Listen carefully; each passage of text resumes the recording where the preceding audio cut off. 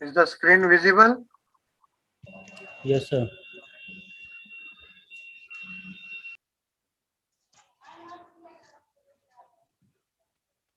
So in the practical class today we'll deal with the steam distillation and recrystallization.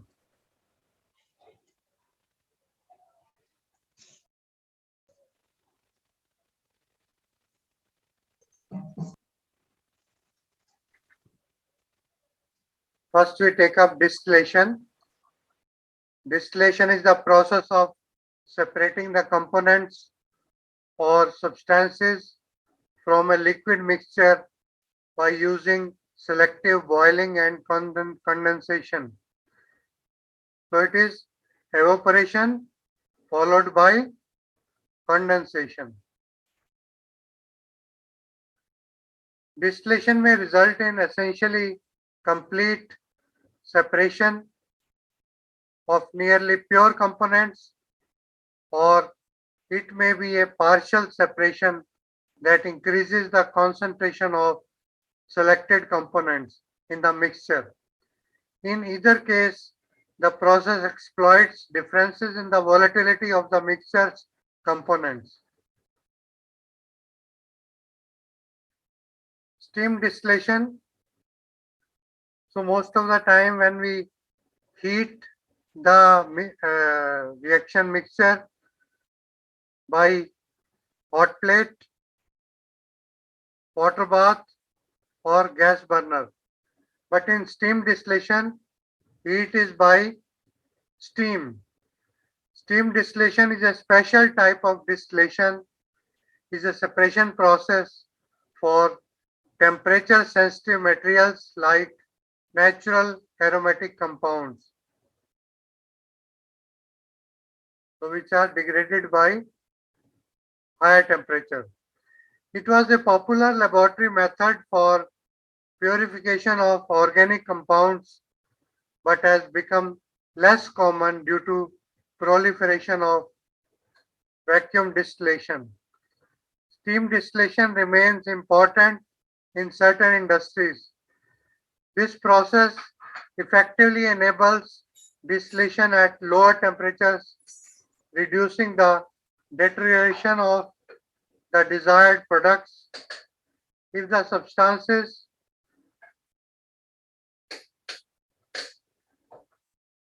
to be distilled are very sensitive to heat, steam distillation may be applied under reduced pressure. How do you apply reduced pressure? That is by means of vacuum, thereby reducing the operating temperature further. After distillation, the vapors are condensed. Usually, the immediate product is a two-phase system of water and the organic distillate. Where from water comes? By condensation of steam, allowing separation of the components by decantation, partitioning, or other suitable methods.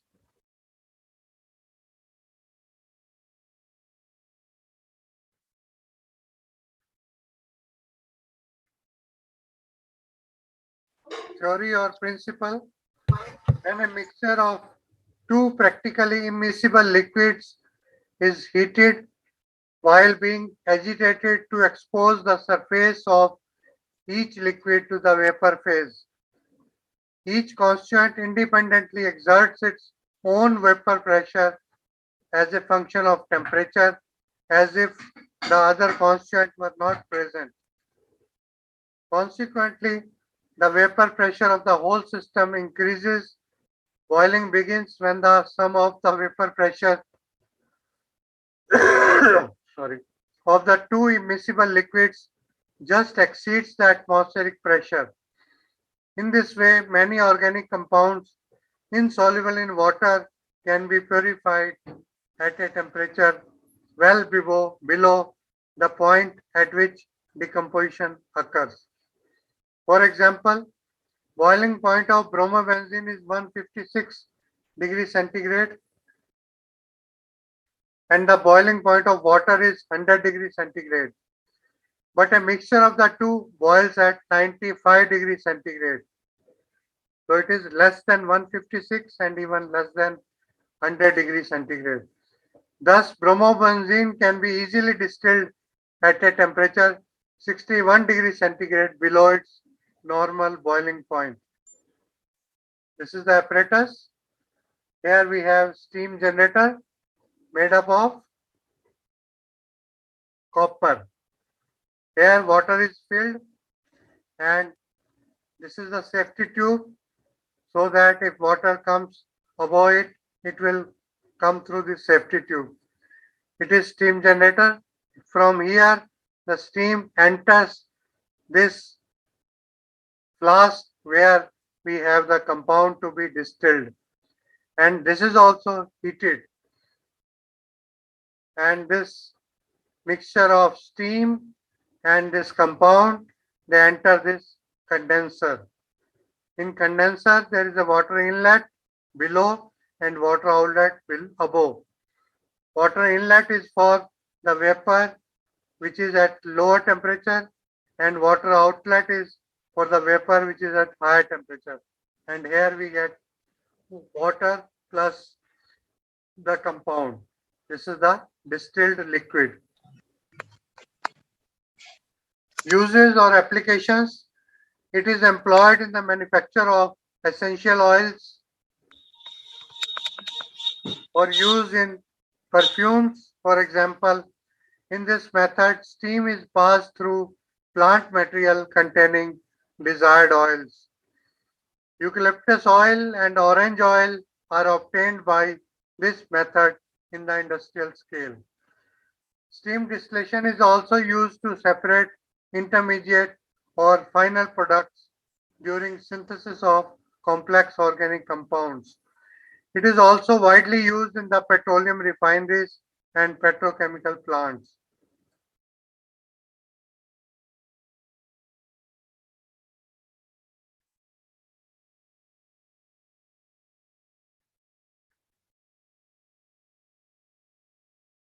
Azeotropic mixtures.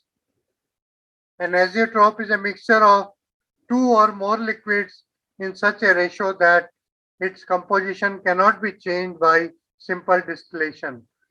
This occurs because when an azeotrope is boiled, the resulting vapor has the same ratio of constituents as the original mixture. Because their composition is unchanged by distillation, azeotropes are also called constant boiling mixtures. There are two types of azeotropes, positive and negative azeotropes. Each azeotrope has a characteristic boiling point. The boiling point of an azeotrope is either less than the boiling point temperature of any of its constituents, it's a positive azeotrope, or greater than the boiling point of any of its constituents, a negative azeotrope. A well-known example of a positive azeotrope is 95.63% ethanol and 4.37% water, which boils at 78.2 degrees centigrade. Ethanol boils at 78.4 degrees centigrade, whereas water boils at 100 degrees centigrade. But azeotrope boils at 78.2 degrees centigrade, which is lower than either of its constituents. Indeed, 78.2 degrees centigrade is the minimum temperature at which any ethanol water solution can boil at atmospheric pressure. Positive azeotropes are also called minimum boiling mixtures or pressure maximum azeotropes.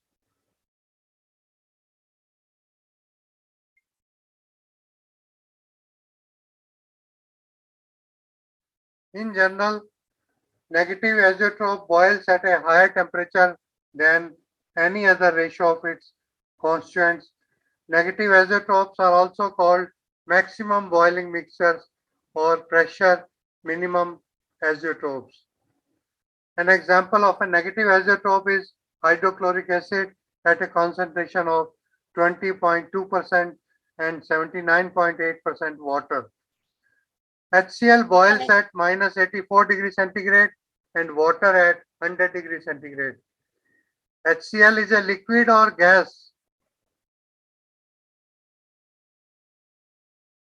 Anybody?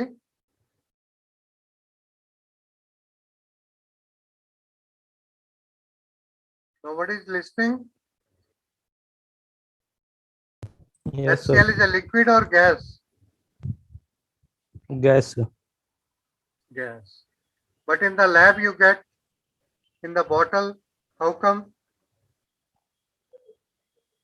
Sir liquid रहता है sir बोतल में. That is solution of the gas. Gas is passed into the water and you get hydrochloric acid. HCl boils at minus 84 degrees centigrade and water at 100 degrees centigrade. But the azeotrope boils at 110 degrees centigrade, which is higher than either of its constants. The maximum temperature at which any HCl solution can boil is 110 degrees centigrade.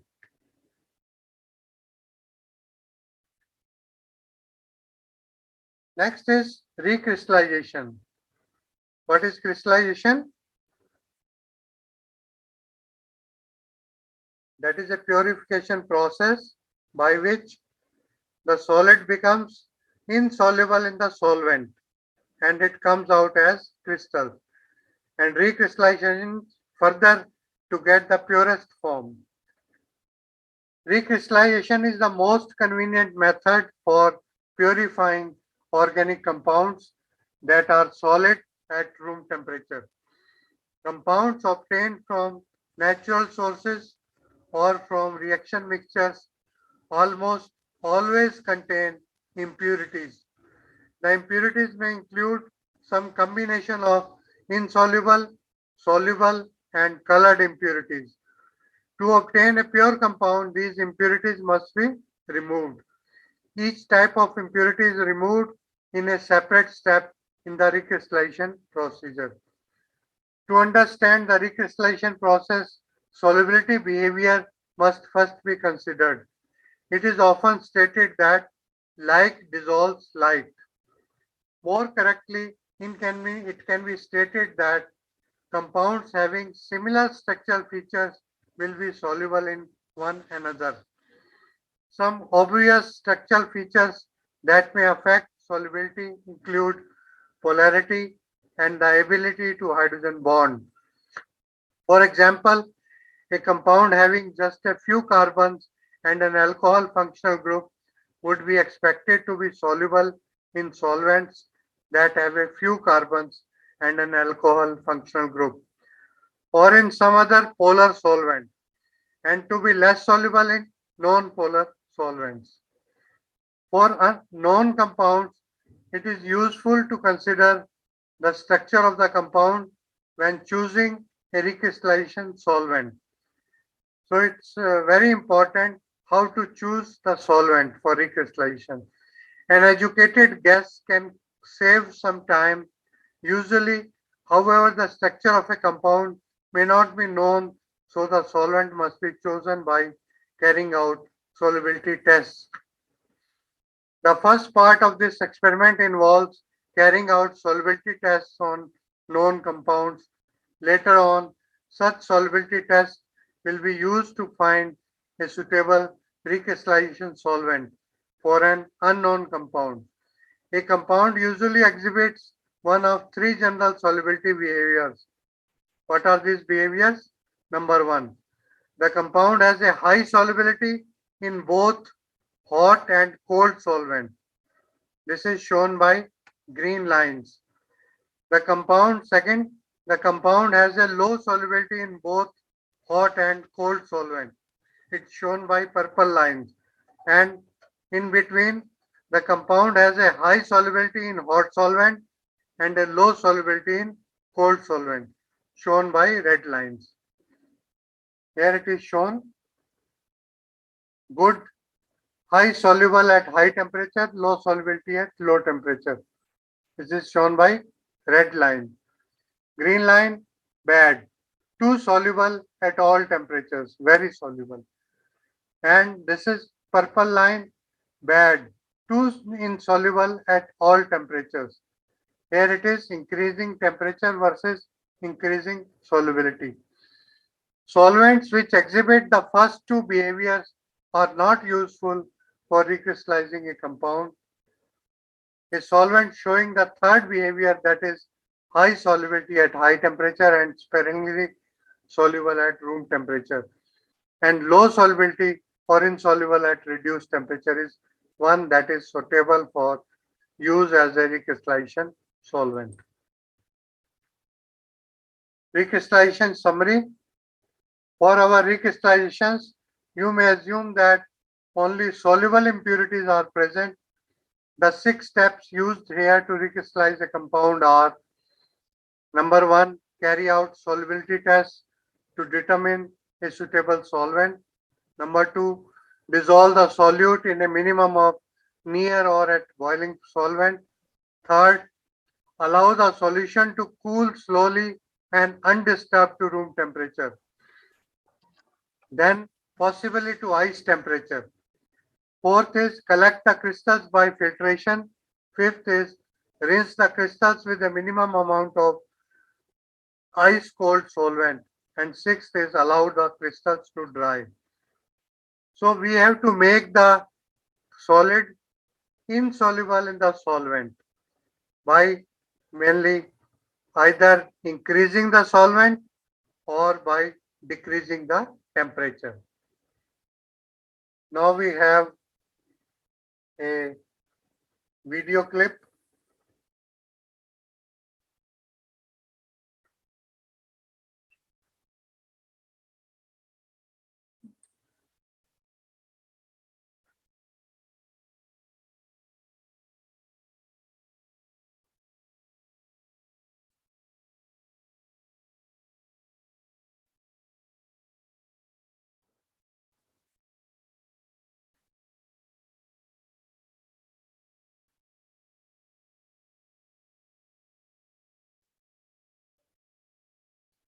Distillation. We know that different methods are used for separation of different kinds of mixtures. But do you know how a mixture of two miscible liquids can be separated? Distillation. We know that different methods are used for separation of different kinds of mixtures. Is it visible? But do you know how a mixture of two miscible liquids can be separated? Yes, sir. Well, such a mixture can be separated by a method called distillation. Distillation is the process of separating miscible components of a mixture that do not decompose upon boiling and have sufficient difference in their boiling point. The process involves heating until boiling and then capturing and cooling the resultant vapors. The separation of liquids is usually achieved at their respective boiling points. The more volatile component vaporizes at its boiling point and then condenses in the condenser, while the other component is left behind in the distillation flask. Thus, separation of the mixture is achieved.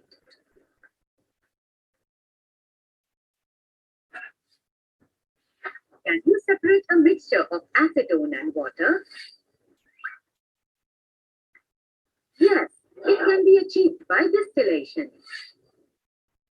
Let us have a look at the procedure of separation using distillation method.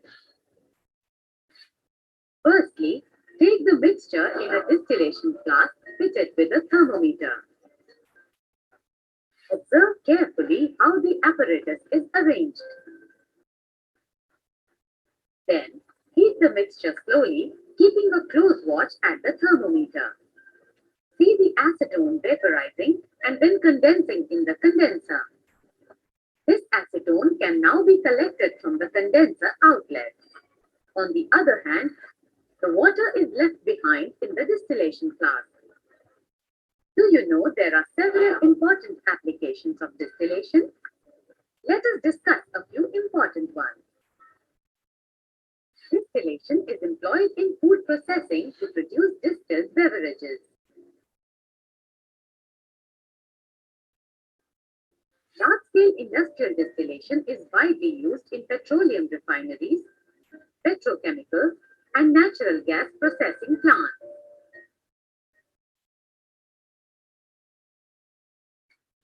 Production of essential oils and herbal distillate is carried out by steam distillation.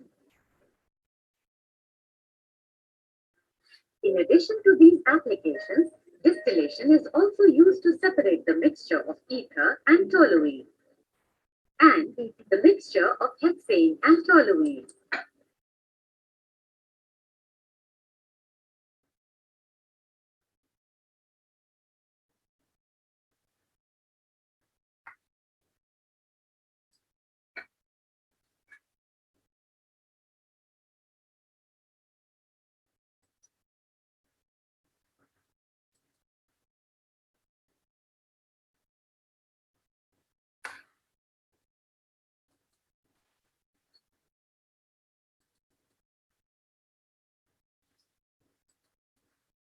Professor Day here. Let's talk about recrystallization. He knows a lot about the science stuff. Professor Dave explains.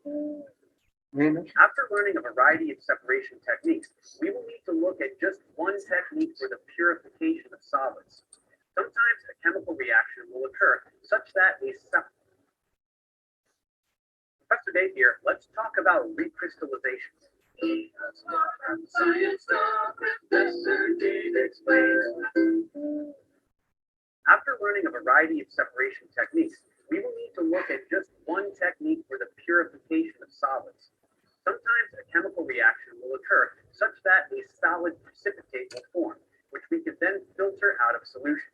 But it is inevitable that this solid will contain impurities. When the lattice structure is forming during the precipitation, ions and other particles that do not belong in the lattice will get trapped inside and disrupt the pattern of the lattice. There is a solution to this problem, and it is called recrystallization. So let's see how that works now. Let's say we have our impure solid that we wish to recrystallize. The way this works is that we will choose a very particular solvent in which to dissolve this solid. The solid must have a very low solubility in this solvent at room temperature, but a very high solubility in this solvent at very high temperatures, which makes sense given that solubilities will tend to increase as temperature increases, given the entropic favorability of dissolution.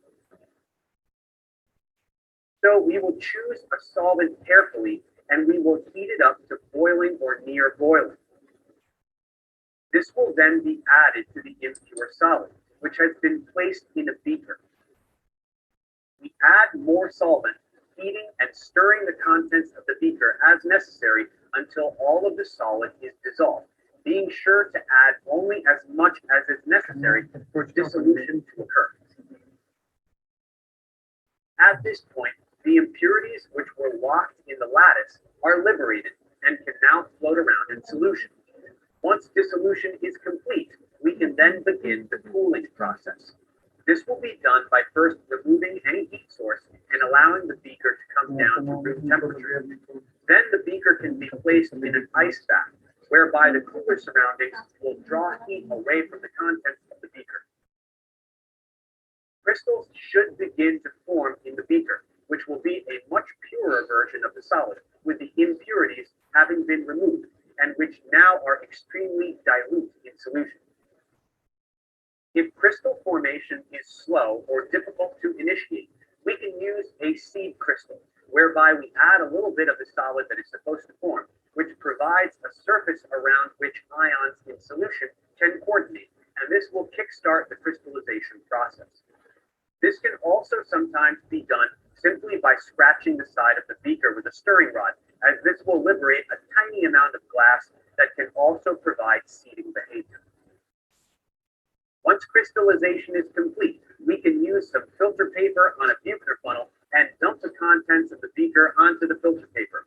Utilizing a vacuum, the solvent comes through the funnel and the crystals will sit on top, slowly drying, and after sufficient time, we should have crystals that are nice and dry and pure.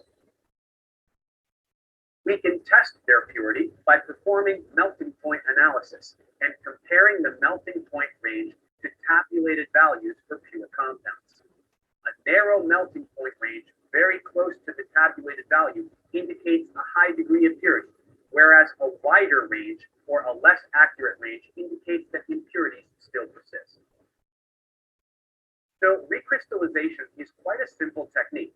It really just consists of dissolving a solid in hot solvent and then allowing things to cool so that it crystallizes again, but this time with very little of the initial impurity within the lattice. The trick is to choose the correct solvent that will allow this to proceed properly, since we need the solid to be relatively insoluble in this solvent at room temperature, yet soluble at higher temperatures. In addition, the ideal situation involves an impurity that is soluble at room temperature so that it remains in solution even when it cools and has no opportunity to precipitate along with the desired product. Or similarly, the impurity could remain insoluble even at the higher temperature so that once the solid dissolves, we can simply remove the solid impurity by filtration. This selection process often simply involves trial and error, prior experience involving solvents of different polarities, or a prediction made on the basis of tabulated solubility data, if such data exists for the compound that is intended for recrystallization. Whatever the case may be, as long as the solid is able to dissolve and then recrystallize, the resulting crystals will certainly be of a higher purity than they were before, as it is inevitable that some proportion of the impurities will not be able to find themselves within the lattice as it reforms. So recrystallization is a powerful technique for the purification of solids. Thanks for watching, guys. Subscribe to my channel for more tutorials. Support me on Patreon so I can keep making content. And as always, feel free to email me, ProfessorDaveExplains@gmail.com.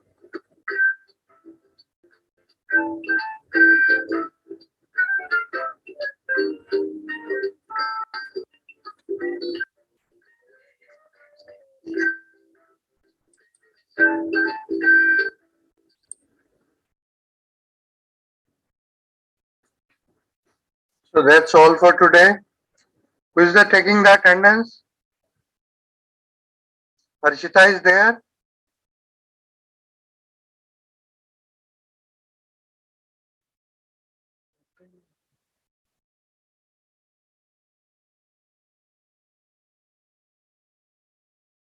Who is taking the screenshot?